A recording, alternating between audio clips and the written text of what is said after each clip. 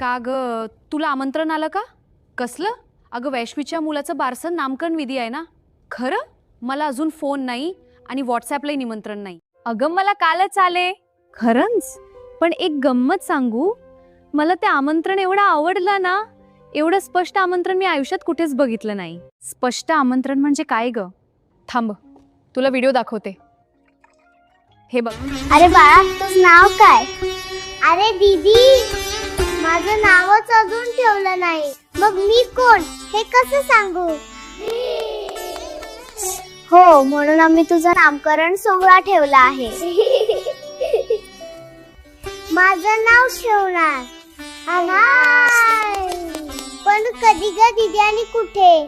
कोण ग नाव ठेवणार माझं? तुझं नाव तुझी कंचन आतू ठेवणार आहे. आपल्या खूप सारे आतू येणार. सोमवारी 25 तारखेला दुपारी 12 वाजता. गोड नाव ऐकायला तुम्ही नक्की आहात. मी तुमची वाट पाहतोय. तसे तुम्हाला माझी आई, आजी, आजोबा, आई, बाबा, माझी नानी आई आतू कॉल करतीलच. आणि हो, तुम्ही येताना बाळाला सोनं चांदी खूप महाग झालं, म्हणून सोनं चांदीचे वस्तू, खेळणी, ड्रेस हे आणू नका. तुम्ही फक्त आशीर्वाद देण्यासाठी या. अगं दीदी, तू कितीही सांगितलं तरी आपले नातेवाईक बंद पॅकेट मध्ये काहीतरी देतीलच का? हो, अगदी दी, मोदींनी सांगितले प्रवास करू नका, पेट्रोलची बचत करा. त्यामुळे तुम्ही आले नाही तर आम्ही राग मानणार नाही. तुमचा आशीर्वाद शुभेच्या मोबाईलवर पाठवा. त्यामुळे कोणाला आमंत्रण आले नसेल तर राग मानू नका आणि देशाची काळजी घ्या. पुण्याचे लोक पण एवढं स्पष्ट आमंत्रण देत नसतील. खूप छान आहे गं, खरंच असंच पाहिजे स्पष्ट आमंत्रण. हो ना, लोक मनात विचार करतात यानी तर थेट व्हिडिओत सांगितलं. अग वैष्णवीचा कॉल. हॅलो, कशी आहेस? कॉल करायला उशीर झाला. बोल वैष्णवी, 100 वर्ष आयुष्य तुझीच आठवण काढत होतो. काय मग कार्यक्रमाला हो, येणार हो. ना?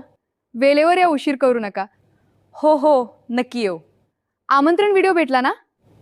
व्हिडिओ बघितला ग? काय तुमच्या त्या पोरी भारी आमंत्रण देतात. खूप आवडला व्हिडिओ. हो हो, नक्की येऊ. बाय. सगळे जावे अधिक माससाठी येणार आहेत.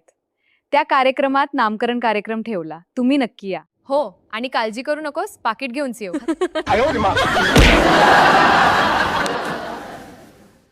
नम्रता फिल्म्स असेच नवनवीन AI व्हिडिओ आपल्या मनोरंजनासाठी करत असतो.